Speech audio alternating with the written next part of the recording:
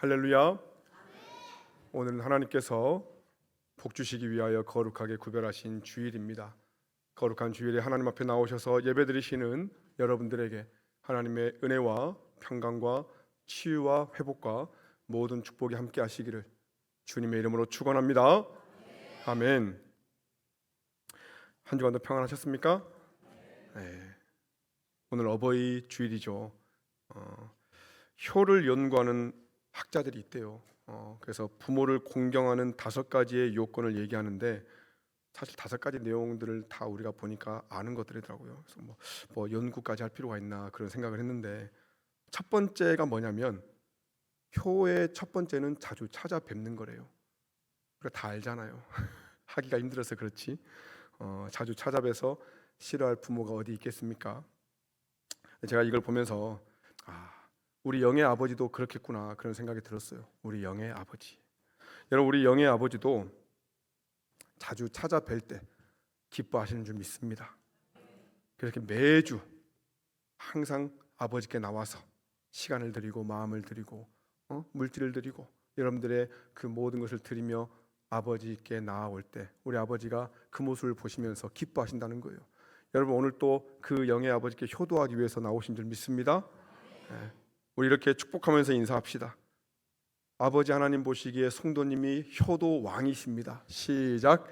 아버지 하나님이 보시기에 성도님이 효도 왕이십니다. 아멘. 여러분, 매주 내가 우리 아버지 하나님께 효도하러 가야 되겠다. 아버지 찾아뵈러 가야 되겠다. 우리 아버지가 기뻐하시겠구나. 이런 마음으로 나올 수 있기를 축복합니다. 아멘. 오늘 5월의 말씀, 어버이 주일에 딱 맞는 말씀인데 외우셨습니까? 둘째 주까지만 보고 하겠습니다. 다음 주부터는 꼭 외워서 하겠습니다. 말씀 좀 올려주세요. 시작.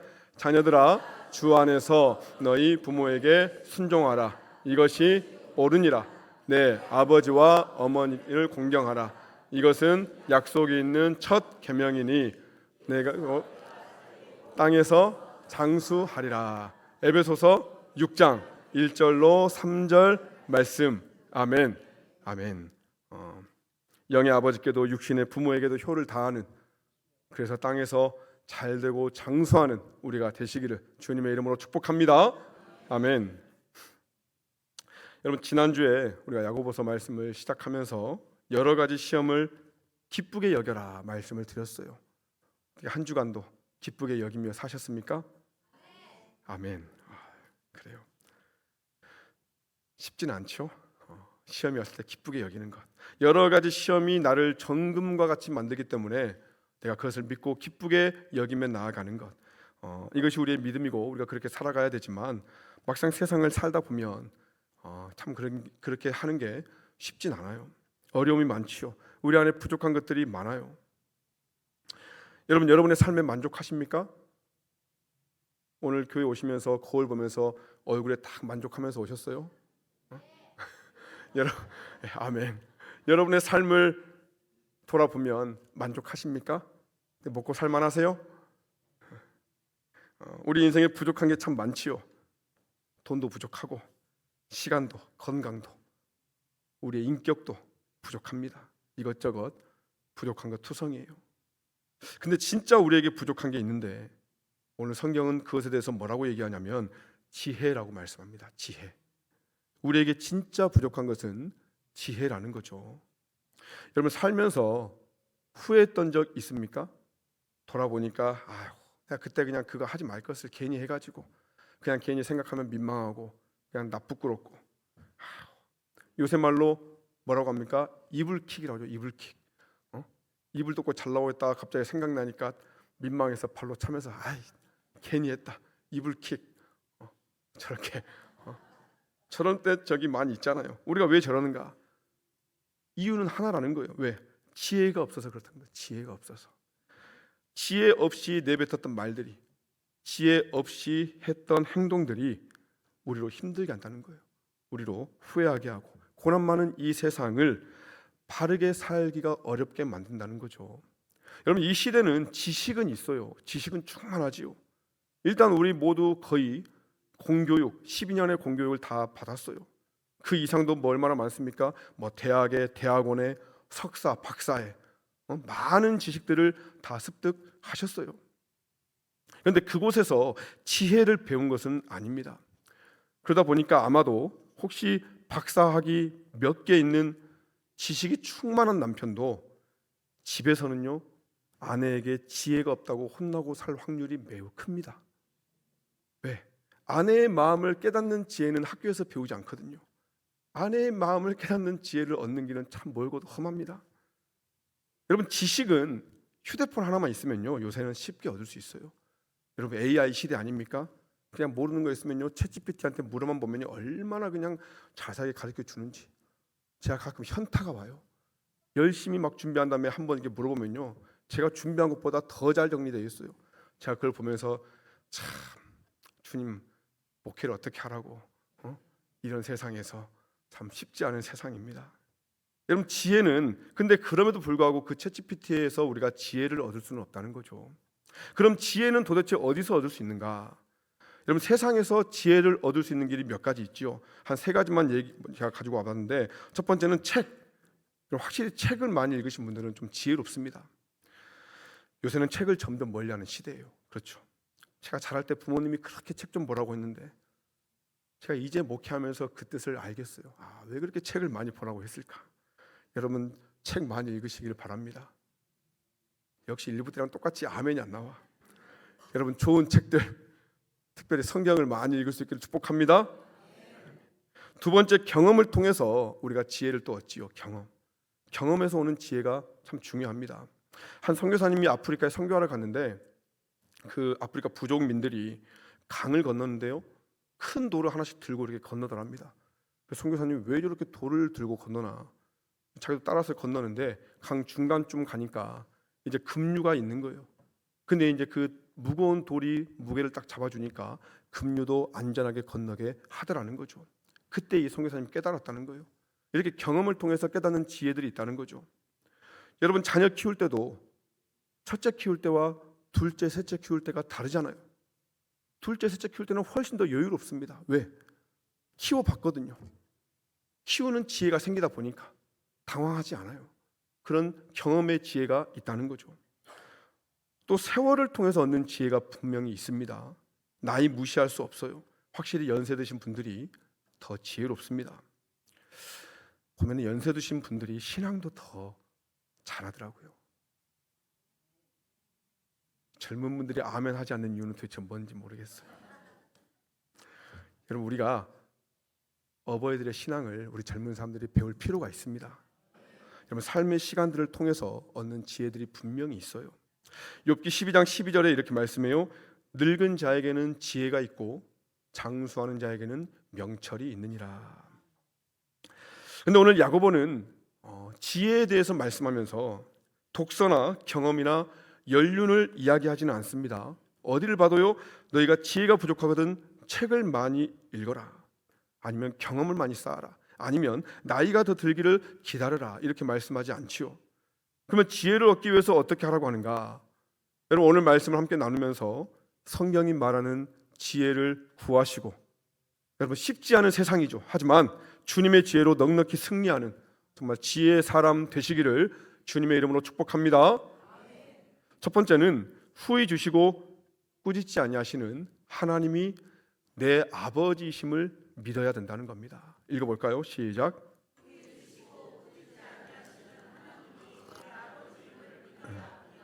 아멘. 본문 5절에 말씀합니다. 5절 말씀 같이 읽어보겠습니다. 시작.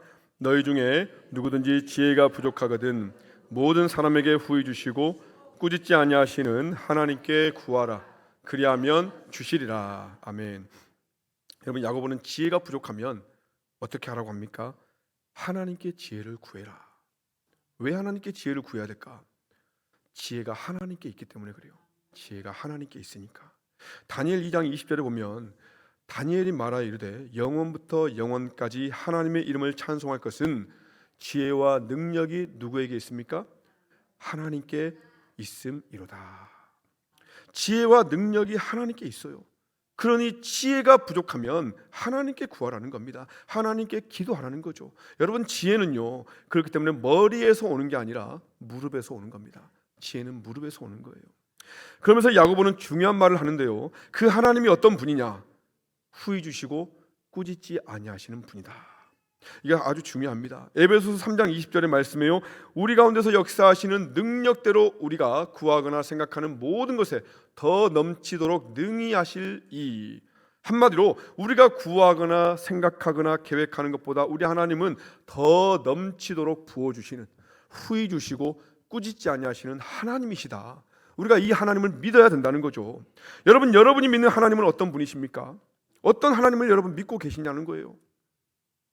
혹시 내가 구하면 조금 줄까 말까 하시는 하나님, 기분 나쁘면 안 주시고, 내가 잘못하면 그거 따져가면서 계산하시고, 혹시 이런 하나님을 내가 믿고 있는 건 아닌가? 여러분, 이렇게 오해하면 우리는 하나님께 구하지 못합니다. 여러분, 우리 하나님을 오해하지 마시기 바랍니다. 바로 볼 수 있는 믿음이 필요합니다. 우리 하나님 그렇게 깐깐한 분이 아니세요. 후하게 주신대요. 후하게. 여러분, 헬라 제국을 세웠던 알렉산더 대왕에 대한 일화가 하나 있는데, 이 사람이 그 당시 세계를 거의 정복했던 사람. 이 왕이 그 정복한 영토가요 500만 제곱킬로미터인데, 이게 어느 정도냐면 우리나라 땅의 50배 크기 돼요. 별로 놀라지도 않아 보니까. 우리나라 땅의 50배 크기인데 근데 더 놀라운 것은 저 사람이 20살의 왕이 돼가지고 20대 때 그렇게 했다는 거예요. 20대 때. 저 사람이 언제 죽은지 아십니까? 32살에 죽어요. 12년 세계 정복하다가 32살 되던 해에 죽습니다. 이 알렉산더 말년에, 그러니까 32살 되던 해에 그의 휘하의 장수 중에 한 사람이 이제 알렉산더 대왕을 찾아와서 이렇게 얘기합니다. 폐하, 저는 폐하를 오랫동안 충성스럽게 섬겼습니다. 그동안 한 번도 청을 드린 적이 없는데 청이 하나 있습니다. 그것이 무엇이오? 묻습니다. 제 딸의 혼인 비용을 좀 지원해 주십시오. 줬소. 장군은 오랫동안 나를 충성스럽게 섬겼으니 내 기꺼이 딸의 혼인 비용을 지불해 주겠소. 내 재무 담당자에게 가서 말하시오. 근데 이제 며칠 뒤에 재무 담당자가 심각한 얼굴로 알렉산더를 찾아옵니다. 이 얘기예요. 폐하, 그 장군을 벌하셔야 마땅합니다. 폐하를 이용하고 있습니다. 제국 역사상 가장 사치스러운 혼인식을 벌이려고 합니다. 세상에 온 사람들을 다 초대했지 뭡니까? 분명히 폐하의 후하심을 이용하고 있으니 벌하시는 게 마땅합니다. 알렉산더가 그 말을 듣다가 잠시 생각하고 이렇게 대답을 합니다. 아니요, 장군이 요청하는 것을 다 들어주시오. 재무 담당자가 놀래서 왜 그러냐고 물어봐요. 이렇게 대답합니다. 첫째는 그는 내가 모든 비용을 대고도 남을 만큼 나를 부유하다고 생각을 하고 있어. 두 번째는 내가 그 모든 비용을 지원해 줄 만큼 나를 후한 사람으로 인정하고 있기 때문이요. 그만큼 자신을 후하고 대단한 존재로 믿고 있으니까 그 믿음대로 내가 들어주겠다 대답을 해요. 제가 이거 보면서 역시 30대, 20대의 세계를 제패하는 사람은 배포가 다르구나. 여러분, 알렉산더도 이 정도인데 우리 하나님은 어떻겠냐는 거예요. 우리 하나님. 여러분, 다시 물을게요. 여러분이 믿는 하나님은 도대체 어떤 하나님이십니까? 여러분, 우리 하나님은 구하는 자에게 넘치도록 후하게 주시는 하나님이세요. 그 하나님을 내 믿음대로, 내 생각대로 좁히지 마세요. 우리 하나님 속상해하십니다. 여러분, 후히 주시는 하나님, 이 믿음이 중요하다는 거죠. 여러분, 이 믿음이 없을 때 우리는 하나님께 책망받습니다. 한 달란트 받은 자가 그랬어요. 마태복음 25장 24절에 보니까 한 달란트 받았던 자는 와서 이르되 주인이여 당신은 굳은 사람이라 심지 않은 데서 거두고 해치지 않은 데서 모은 줄을 내가 알았으므로 두려워하여 나가서 당신의 달란트를 땅에 감추어 두었었나이다. 뭐예요? 한 달란트 받은 자가, 당신은 깐깐한 자니까, 당신은 예민한 자니까 괜히 한 달란트 가지고 내가 뭐 했다가 잘못해서 이거 잃기라도 하면은 내가 혼날 것 같으니까 내가 안 혼날라고 이거 가만히 뒀습니다. 이렇게 얘기하는 거예요. 주인이 뭐라고 합니까?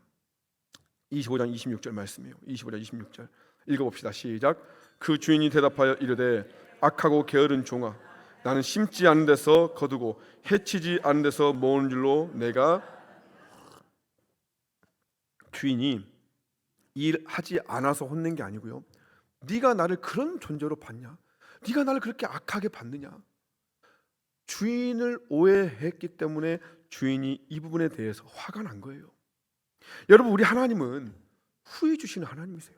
후히 주시는. 여기서 후히 주신다는 것은요, 후히라는 뜻은 원어로 보면은 계산하지 않는다는 겁니다. 구하는 대로 순전하게 주신다는 거죠. 여러분, 놀랍지 않습니까? 여러분, 우리가 왜 하나님께 잘 구하지 못하는 줄 아십니까? 우리 식대로 생각하니까 그래요. 여러분, 우리는 어떻습니까? 누가 구하면, 누가 나에게 부탁하면요, 우리가 계산부터 해요. 내가 이거 해주는 게 맞나? 이 인간 그때 내가 예전에 뭐 했을 때 안 해줬었는데, 이거 해줘야 되나? 그래도 이거 해주면은 나중에 나한테 좀 더 잘하겠지. 여러분, 이런 자연스러운 계산이 우리 안에 들어오지요. 근데 하나님은 이런 계산하지 않는데요. 그냥 부탁하면 주신다는 겁니다. 심지어 꾸짖지도 않으신대요. 야, 네가 그때 나한테 그렇게 잘못해놓고 나한테 이렇게 요청하는 게 맞냐? 이러지 않으신다는 거예요. 이러지 않으신다는 거예요. 여러분, 얼마나 좋습니까? 안 좋으세요? 여러분, 우리 하나님이 이런 분이심을 우리가 믿어야 된다는 거예요. 이런 하나님. 여러분, 세상에서 이렇게 구하면 후하게 주시고 꾸짖지도 않는 존재라면 누가 있을까? 세상에 있다면 부모밖에 없지요. 부모. 그래서 하나님의 사랑을 가장 많이 닮은 존재가 부모입니다. 부모의 사랑이에요. 제가 평일에 목양실에서 일을 하고 있으면은 가끔 애들한테서 전화가 와요. 딱 한마디 합니다. 아빠, 아이스크림 먹고 싶어. 이따 끝나고 오면서 아이스크림 사가지고 와. 제가 저녁에 일이 있어가지고, 야, 아빠 늦게 가면은 마트 문 닫아가지고 아이스크림 못 사가는데, 무조건 사가지고 와. 하면서 그냥 끊어요. 그냥 뭐 그냥 맡겨놓은 것처럼 뻔뻔하게 요구합니다. 잘한 것도 없으면서 그렇게 요구는 잘해요. 얘들이 왜 이러는 걸까요? 무슨 이유가 있겠습니까? 아빠니까 그러겠지요. 아빠니까. 그러면 저는 또 꾸짖지 않고 또 기분 좋게 집 앞에 마트 문 닫기 전에 조금 빨리 퇴근해서 아이스크림 사가지고 갑니다. 왜요? 아빠니까 그런 거죠. 아빠니까. 그럼들 주면서 즐거움을 느끼니까 하는 겁니다.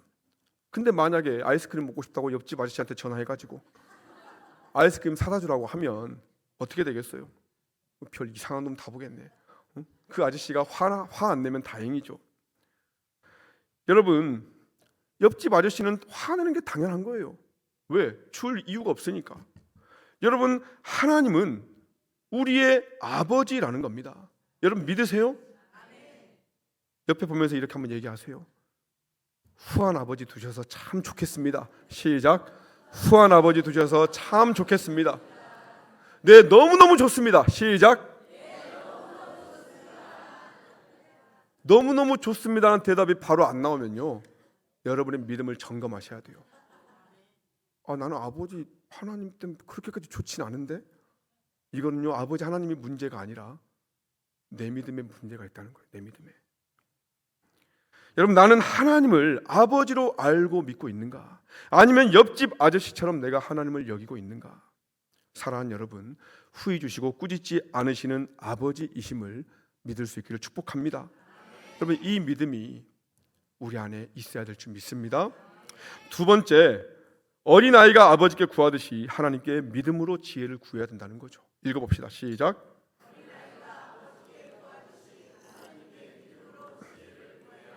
아멘. 본문 6절에 이렇게 말씀하죠. 우리 6절 읽어봅시다. 시작. 오직 믿음으로 구하고 조금도 의심하지 말라. 의심하는 자는 마치 바람에 밀려 요동하는 바다 물결 같으니. 조금도 의심하지 말아라. 제발 믿어라. 뭘 믿으라는 거예요? 하나님이 아버지 되심을 믿으라는 거예요. 그 아버지는 지혜를 구하는 나에게 후히 주시고 꾸짖지 않으시는 분이라는 것을 믿으라는 겁니다. 여러분, 하나님이 우리 아버지 되십니다. 그러면 어떻습니까? 우리가 하나님께 구하면 하나님께 구할수록 우리 하나님은요, 좋아하시는 거예요. 하나님은 기뻐하십니다. 왜? 여러분, 그러지 않겠습니까? 내가 내 자녀에게 줄 수 있는 좋은 것들이 많이 있는데, 근데 내 자녀가 나에게 구하질 않아요. 힘들어 죽겠다고 하면서도 나를 찾지도 않고 쫄쫄 굶어가면서도 나를 찾아오지 않으면, 여러분, 그 아버지의 마음이 얼마나 속상합니까? 내가 있는데 말만 하면 줄 텐데. 여러분, 우리 아버지 하나님이 주시는 지혜가 얼마나 좋은지 아세요? 앞서 말씀드린 대로 우리가 책을 많이 읽고 우리가 많은 경험을 쌓고 우리가 또 나이가 들어감에 따라 지혜를 우리가 얻지만, 여러분 하나님이 주시는 지혜는 그런 지혜와 차원이 다릅니다. 차원이 달라요. 아버지 하나님이 주시는 지혜는 정말로 세상을 이기는 지혜예요. 아버지 하나님이 주시는 지혜는 정말 세상과 다르게 살아갈 수 있는, 정말 하나님의 자녀로서 누리며 살아갈 수 있는 지혜라는 거죠. 여러분 성경에 하나님이 주시는 지혜를 받은 사람들 이야기가 많이 나옵니다. 그중 대표적인 사람이 바로 지혜의 왕인 솔로몬이죠. 여러분 솔로몬이 받은 지혜가 어땠는가 잠깐 보면은 열왕기상 4장 29절로 34절의 말씀에요. 하나님이 솔로몬에게 지혜와 총명을 심히 많이 주시고 또 넓은 마음을 주시되 바닷가에 모래같이 하시니 솔로몬의 지혜가 동쪽 모든 사람의 지혜와 애굽의 모든 지혜보다 뛰어난지라. 그는 모든 사람보다 지혜로워서 에스라 사람 에단과 마올의 아들 헤만과 갈골과 다르다보다 나음으로. 그러니까 그 당시에 에단, 헤만, 갈골, 다르다가 최고의 지혜자들이었는데 하나님이 솔로몬에게 지혜를 주시니까 이들보다 솔로몬의 지혜는 훨씬 더 뛰어나더라는 거예요. 그러니까 이 솔로몬이 어떻게 하냐? 잠언 3,000가지를 말하고 1,005편의 노래를 만들고 또 초목에 대해서도 또 짐승과 새에 대해서도 물고기에 대해서도, 여러분 세상의 모든 것에 대해서 솔로몬이 다 물어보면 얘기할 수 있는 놀라운 지혜. 왜? 창조주 하나님이 지혜를 주시니까 그 창조의 지혜를 주신 거예요. 그러니까 그의 지혜의 소문을 듣고 왕들이 사람을 보내고 몇 달 며칠 걸려가지고 솔로몬의 지혜를 들어왔다는 거예요. 여러분 그 중에서 대표가 스바 여왕이죠. 스바 여왕. 이 스바 여왕이 에디오피아입니다. 에디오피아 여인인데요. 솔로몬의 지혜의 소문을 듣고 멀리서 찾아와요. 그리고 봤더니 소문보다 더하더라는 거예요. 그래서 이렇게 고백합니다. 열왕기상 10장 3절로 8절에 보니까 솔로몬이 그가 묻는 말에 다 대답하였으니 왕이 알지 못하여 대답하지 못한 것이 하나도 없었더라. 지금으로 말하면 솔로몬이 거의 챗GPT 같은 거예요. 그냥 물어보면 그냥 착착 나오는 겁니다. 그러니까 스바의 여왕이 크게 감동되어 왕께 말하되 내가 내 나라에서 당신의 행위와 당신의 지혜에 대하여 들은 소문이 사실이로다. 내가 그 말들을 믿지 않았는데 이제 와서 친히 본즉 내가 말한 것은 절반도 못 되니 당신의 지혜와 복이 내가 들은 소문보다 더하도다. 그래서 뭐라고 합니까? 복되도다. 당신의 신하들이, 당신의 부하들이, 왜? 그 주변에서 당신의 지혜를 들을 수 있으니까 너무너무 복되고 내가 부럽습니다. 스바 여왕이 그렇게 고백하는 거죠. 여러분 솔로몬의 지혜가 부럽지 않습니까? 좀 부러워하세요. 로또 1등 당첨된 것만 부러워하지 마시고 좀 하나님이 너희들이 돈이 부족하면 후히 주시는 하나님께 구해라 이렇게 말씀하시면 좋을 텐데, 그렇죠. 근데 여러분 그것보다 더 좋은 게 지혜니까 지혜를 구하라고 한 겁니다. 여러분 지혜, 여러분 이 솔로몬의 지혜를 누가 주셨어요? 하나님이 주셨어요. 언제 주셨을까요? 솔로몬이 구할 때 주셨습니다. 솔로몬이 구할 때. 열왕기상 3장 11절로 12절에 보니까 하나님이 그에게 이르시되 네가 이것을 구하도다. 오직 송사를 듣고 분별하는 뭘 주셨습니까? 뭘? 지혜를 구하였으니. 지혜를 구하였으니. 지혜를 구하였으니 하나님의 마음 앞에서 하나님이 주신 거예요. 아버지 솔로몬에게 주신 지혜 나에게도 주옵소서. 여러분 기도하세요. 솔로몬이니까 그렇게 좋겠지 이렇게 그냥 하지 마시고, 여러분 주신다잖아요. 누구든지 지혜가 부족하면 여러분 솔로몬의 지혜 구할 수 있기를 축복합니다. 지혜하면은 다니엘도 솔로몬 못지 않아요. 성경이 말하는 다니엘의 지혜를 보면 다니엘 5장 12절에 이 다니엘은 마음이 민첩하고 지식과 총명이 있어 능히 꿈을 해석하며 은밀한 말을 밝히며 의문을 풀 수 있었나이다. 또 다니엘 5장 14절의 말씀에요. 읽어봅시다. 시작. 내가 내게 대하여 들은즉 내 안에는 신들의 영이 있으므로 내가 명철과 총명과 비상한 지혜가 있다 하도다. 다니엘 안에 비상한 지혜. 그러니까 다니엘을 보니까 남들과는 다른 지혜가 있더라는 거예요. 하나님이 주신 지혜가 있더라는 거죠. 여러분 다니엘 1장 17절에 하나님이 이 내 소년에게 학문을 주시고 모든 서적을 깨닫게 하시고 지혜를 주셨으니 다니엘은 또 모든 환상과 꿈을 깨달아 알더라. 여러분 성경을 읽는데 성경 통독하면서 모르면 어떡합니까? 어려우니까 그냥 다 빨리 읽으면서 그냥 빨리빨리 끝내버리잖아요. 뭔 말인지 모르겠다. 여러분 그러지 마시고 지혜를 구하시라고요. 하나님 이 말이 뭔 말입니까? 지혜를 주세요. 다니엘에게 주셨던 그 지혜, 책을 읽을 때 깨닫게 했던 그 지혜 나에게도 주옵소서. 여러분 그 지혜를 받고 성경을 읽으면 성경이 너무너무 재밌는 거예요. 하나님의 말씀이 꿀송이처럼 달콤한 겁니다. 성경도 하루에 3장 하는데 3장이 너무 아쉬운 거예요. 좀 더 읽어야 되겠다. 자꾸 읽어보면서 왜 이렇게 많아 이러지 마시고 지혜를 구하시고 재미있게 읽으시기를 축복합니다. 여러분, 다니엘도 이런 지혜를 받을 수 있었던 것은 하나님께 구했다는 거예요. 그래서 다니엘 6장 10절에 말씀하죠. 다니엘이 이 조세 왕의 도장이 찍힌 것을 알고도 자기 집에 돌아가서는 윗방에 올라가 예루살렘으로 향한 창문을 열고 전에 하던 대로 어떻게? 하루 3번씩 무릎 꿇고 그의 하나님께 기도하며 하나님께 감사했다, 기도했다는 거예요. 여러분, 다니엘이 포로 출신으로 총리를 감당하니 얼마나 지혜가 필요하겠어요. 날마다 3번씩 하나님께 기도하면서 구했다는 거죠. 그러니 하나님이 특별한 지혜를 주신 겁니다. 다니엘이 이렇게 고백해요. 다니엘 2장 20절에 보니까 다니엘이 말하여 이르되 영원부터 영원까지 하나님의 이름을 찬송할 것은 뭐라고 합니까? 지혜와 능력이 그에게 있음이로다. 아멘. 여러분, 사도행전에 보면요, 스데반에게 하나님의 지혜가 임하니까 누구와 논쟁해도 스데반이 지지 않아요. 사도행전 6장 9절로 10절에 보니까 이른바 자유민들, 즉 구레네인, 알렉산드리아인, 길리기아와 아시아에서 온 사람들의 회당에서 어떤 자들이 일어나 스데반과 더불어 논쟁할세. 한마디로 똑똑한 사람들이 나와가지고 스데반과 한번 붙은 겁니다. 근데 스데반이 지혜와 성령으로 말함을 그들이 능히 당하지 못하더라. 여러분, 하나님이 주신 지혜를 사람이 절대로 당할 수 없습니다. 여러분, 부럽지 않습니까? 부러워해야 된다는 거예요. 우리도 하나님의 지혜를 여러분 구할 수 있기를 축복합니다. 여러분, 솔로몬도 다니엘도 스데반도 IQ가 높았던 거 아니에요. IQ가 높았던 거 아닙니다. 남보다 책을 많이 읽거나 나이가 많았던 것도 아닙니다. 야고보서 말씀 그대로, 오늘 말씀 그대로 하나님께 지혜를 구하고 그 시대에 그 지혜를 받아서 누렸던 사람들이에요. 그 지혜를. 여러분, 이 시대에서 믿음으로 살기 위해서는 지혜가 반드시 필요한 겁니다.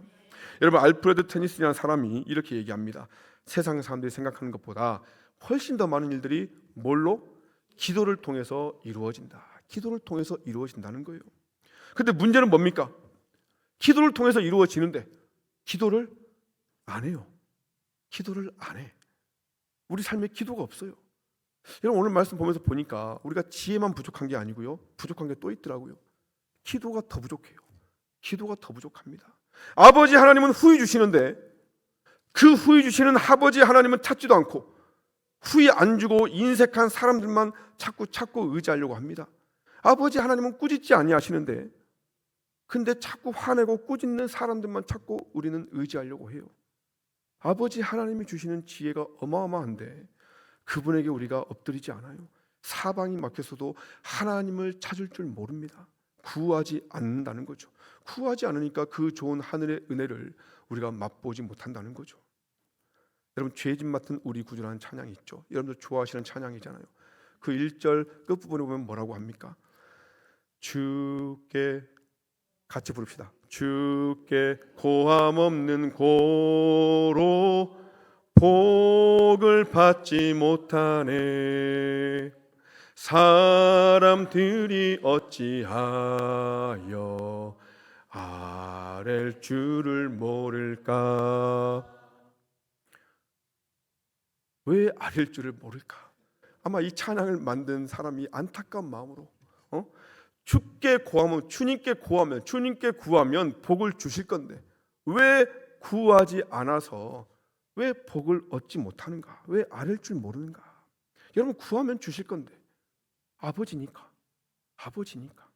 근데 왜 사람들이 그 아버지께 구하지 않냐는 겁니다.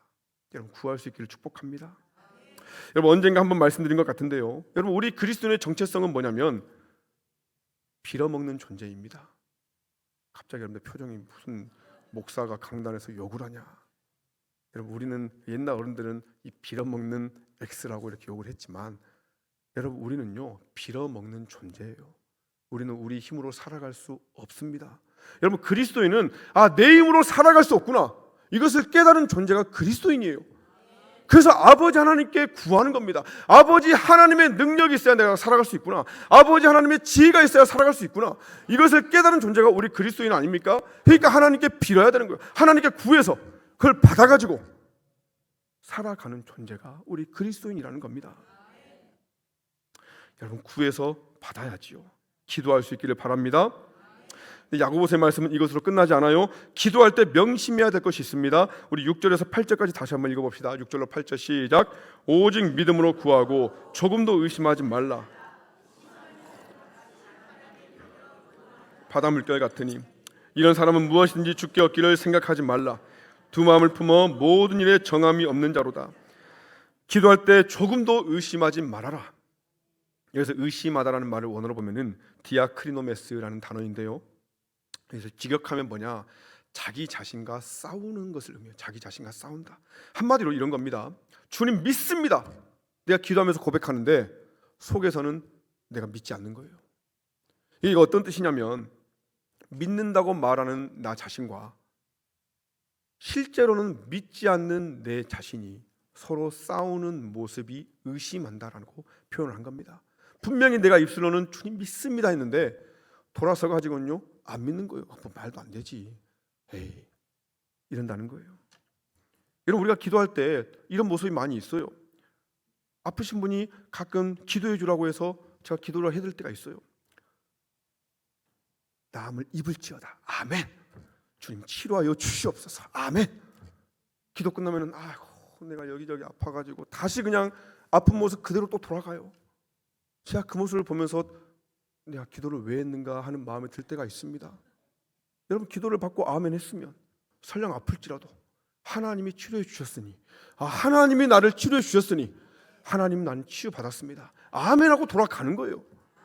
한나가 그 엘리 제사장의 기도 받고도 아이가 있을지어다 하니까 근심빛이 없이 돌아갔어요. 이거 믿은 겁니다. 이게 믿고 구하는 거예요.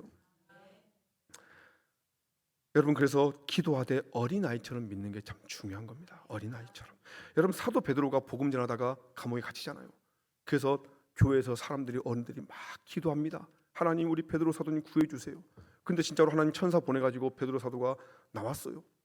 기도하는 곳으로 갔습니다. 문을 막 두드리니까 거기서 기도하던 권사님들, 기도하던 집사님들, 장로님들 아무도 안 믿는데 어린아이 로데 한 사람만 믿어요. 하나님이 우리 베드로 사도 꺼내주셨다고. 어른들이 말도 안 되는 소리 하지 말아라. 실컷 기도해놓고는 에이, 감옥 갔는데 어떻게 살아남을 수가 있어. 말도 안 되지. 이렇게 생각하면서 기도했다는 거예요. 여러분, 어른들은 가만히 앉아가지고 말씀 잘 듣는 것 같지만 속으로는 안 듣는다고 하잖아요. 여러분, 지금 앉아가지고 아멘 아멘 하지만 속으로는 지금 빨리 그 문제 해결해야 되는데, 빨리 예배 끝나고 빨리 그거 해야 되는데, 근데 설교 언제 끝나나 하면서. 근데 여러분, 애들은 막 정신없고 시끄러운 것 같아도요 다 듣고 있어요. 애들 시끄럽다고 뭘 할 필요가 없어요. 여러분, 예배 끝나고 물어보십시오. 애들이 더 잘합니다. 여러분, 기도도 마찬가지죠. 어른들이 기도 많이 하잖아요. 실컷 기도해놓고. 근데 자기 생각이 안 될 것 같으면요 안 믿어요. 그러니까 아멘 아멘 해놓고는 돌아서서 다시 자기 근심 걱정 다시 또 가지고 갑니다. 아이고, 이거 또 어떻게 하나. 이게 두 마음 품는 거예요. 두 마음 품는 거. 이런 사람은요 죽게 얻기를 생각하지도 말래요. 기도 헛거한다는 거예요. 기도 헛거. 이런 사람 기도 헛기도 하는 거다. 여러분, 기도하시고 그 기도가 땅에 떨어지는 기도가 되지 않게 하려면 어린아이처럼 순수하게 믿어야 된다는 겁니다. 어린아이처럼 순수하게. 예수님 뭐라고 하셨습니까? 내가 진실로 너희에게 이르노니 너희가 돌이켜 어린아이처럼 되지 않으면 하나님 나라에 들어갈 수 없느니라.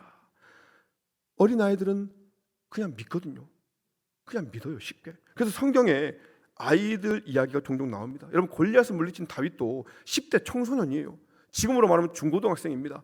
중고등학생 우리가 문제 있다 하잖아요. 근데 중고등학생이었던 그 다윗이 여러분 골리앗을 상대해요. 어른 사울은 믿지 않으니까 상대하지 못합니다. 근데 소년 다윗은 골리앗을 상대해요. 왜? 믿으니까. 하나님이 나와 함께함을 내가 진짜 믿으니까 그냥 믿고 갔다는 거죠. 여러분, 나병 걸린 그 나아만 장군, 그 나아만 장군 집에 일하는 유대인 소녀가 있었어요. 그 유대인 소녀가요, 우리 주인이 그 우리 땅에, 우리나라에 있는 엘리사 선지자에게 기도 한번 받으면 저 나병 나을 건데, 그 소녀는 그냥 믿었어요. 하나님께 기도하면 진짜 나을 건데. 그 엘리사 선지자가 그 소녀 말 듣고 가서 고침받지 않습니까? 여러분, 오병의 사건도 뭐예요? 한 아이가 하루 종일 예수님 말씀 듣다가 이제 배고프니까 어떻게 먹을 거 없냐, 자기 도시락 내면서 예수님이라면 내가 이 도시락 내도 예수님이 알아서 하실 거야, 이 믿음 가지고 낸 겁니다. 근데 그 아이의 도시락을 가지고 예수님께 갖다 주면서요, 누가 뭔 말 하냐면, 주님, 이거 도시락 하나 있는데 이거 갖고 뭐 어떻게 뭐가 되겠습니까? 이 말은 누가 했냐면 제자가 했어요. 제자가. 어른이었던 제자가 어린아이는 믿고 줬는데 어른은 믿지 않고 줍니다. 여러분, 이게 어른의 기도라는 거죠. 어린아이는 믿고 어른은 의심합니다. 여러분, 우리도 그러지 않습니까? 누가 부탁하면서 나에게 부탁하는데 뭐 주면 좋고 안 주면 말고 이러면 여러분 주고 싶어요? 안 주고 싶어요? 안 주고 싶잖아요. 근데 주실 줄 믿습니다. 당신밖에 없어요. 당신이 안 주면 나는 어떻게 할 수가 없습니다. 이러면요, 없던 것도 어떻게든 마련해갖고 저거 줘야 되겠는데 이런 생각 들잖아요. 여러분, 우리 하나님도 똑같은 거예요. 여러분, 돌이켜 어린아이처럼 믿는 신앙이 우리에게 있기를 주님의 이름으로 축복합니다. 마지막 세 번째, 지혜가 없이는 절대로 승리할 수 없다는 것을 깨달아야 한다는 겁니다. 같이 한번 읽어봅시다. 시작. 여러분, 오늘 설교의 결론인데요, 여러분, 하나님은 지혜를 구하는 자에게 후히 주시고 꾸짖지 않으시는 아버지 하나님이라고 했습니다. 그 하나님께 믿음으로 구하면 주십니다. 그런데 제가 백날 이렇게 말씀을 드려도 내가 그 지혜를 필요로 하지 않으면, 나 그 지혜 별로 필요 없는데, 이러면 이건 아무 의미가 없는 거예요. 여러분, 그러지 않습니까? 여러분, 지혜를 원하십니까? 지혜를 원하세요? 얼만큼 원하십니까? 많이. 여러분, 지혜가 없으면 절대로 안 됩니다. 주님, 난 지혜가 없으면 나는 살아갈 수가 없습니다. 이 정도로 원하냐는 거예요. 여러분, 우리가 돈의 능력은 잘 알잖아요. 그러니까 돈을 구하잖아요. 하나님 돈 좀 주세요. 왜? 돈의 능력을 잘 알거든. 이 돈만 있으면 나 이거 할 수 있는데. 근데 지혜의 능력을 모르니까 지혜를 구하지 않는 거예요. 지혜의 능력을 모르니까 내가 지혜를 그렇게 간절하게 구하지 않습니다. 여러분, 지혜가 없으면 죽습니다. 여러분, 지혜가 없으면요, 이 세상에서 악한 마귀에게 우리는 100% 져요. 악한 마귀에게 100% 집니다. 그러니 반드시 지혜가 있어야 되는 거예요. 반드시 지혜가 있어야 돼요. 여러분, 깨닫는 은혜가 있기를 바랍니다. 여러분, 지혜는 예수님의 속성이죠. 예수님의 속성. 고린도전서 1장 24절을 보니까 오직 부르심을 받은 자들에게는 유대인이나 헬라인이나 그리스도는 하나님의 능력이요 하나님의 지혜니라. 그러니까 그리스도 예수가 바로 하나님의 지혜라는 거예요. 하나님의 지혜가 곧 예수님을 통해서 드러난 겁니다. 즉, 우리에게 지혜가 있을 때 우리는 하나님의 말씀 안에서 예수님처럼 승리하며 살게 된다는 겁니다.